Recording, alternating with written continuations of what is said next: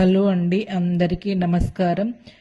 ప్రయోగరాజ్ కుంభమేళాకి వెళ్ళలేని వారి కోసం ఈ వీడియో అండి. మీరు ప్రయోగరాజ్ కుంభమేళాకి వెళ్ళలేదని చింతిస్తున్నారా?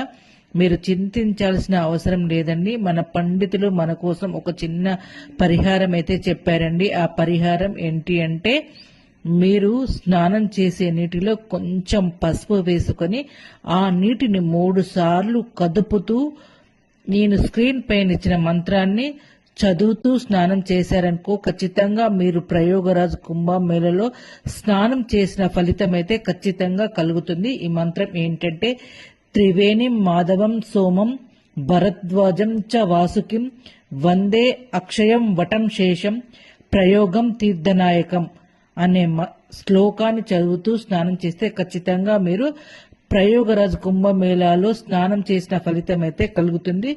వెళ్ళలేని వారి కోసం ఈ వీడియోను తప్పకుండా షేర్ చేయండి. సర్వేజన సుఖినో భవంతు.